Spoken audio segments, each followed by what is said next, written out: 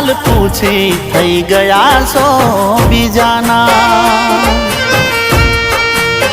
ઓ શું કરશો હવે સમાચાર પૂછી થઈ ગયા છો બીજાના।